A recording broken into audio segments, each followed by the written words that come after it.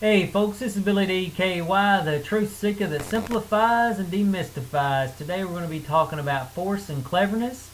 And we're going to start off by asking the question, what is force? Force is a gross attempt by you to force your will on reality. And notice I use the word gross. And that'll be important because in cleverness we're going to use a different word. Okay, what is the end result of forcing your will on others?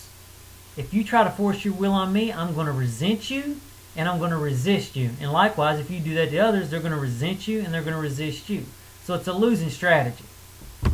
What will be the end result of forcing your will on yourself?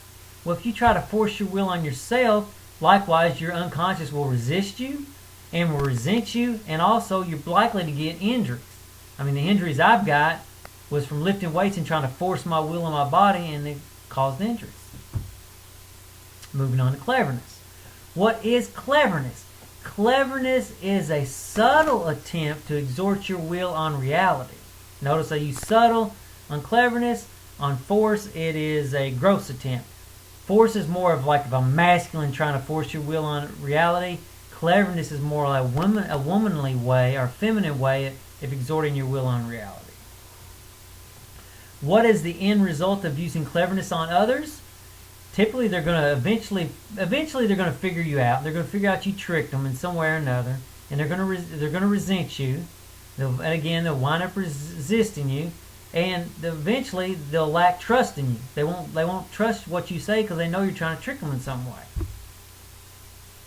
What is the end result of using cleverness on yourself? And again, it's the same. Your unconscious is going to resist you, resent you, and your unconscious is not going to trust you. And also, basically, when you use cleverness, all you're doing really is fooling yourself. You're not really fooling anybody else. So, I mean, it's basically a complete lose-lose strategy. What is the root of force and cleverness? It all boils down to a three-letter word, ego. Ego is the root. It's not allowing things to happen as they normally will. You want to interfere in a forceful way, or you want to interfere in a subtle, gentle way. But you're still interfering. You're not allowing things to happen as they naturally would occur without your interference. Okay.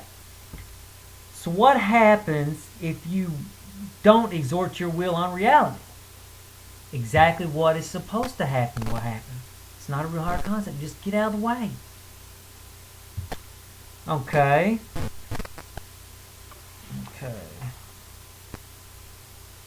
Okay, so here's my principle on force and cleverness. Avoid force, avoid cleverness, and do not go where you're not welcome. It's pretty simple.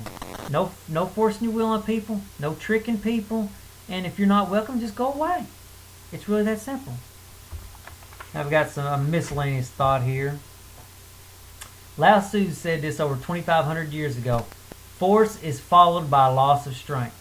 And watch yourself even. Watch what happens when you try to force your will on something. You better force your will for a little bit, but then you feel exhausted later. So again, force is a losing strategy. Likewise, cleverness is a losing strategy. If you wouldn't mind, please rate the video, and later, folks.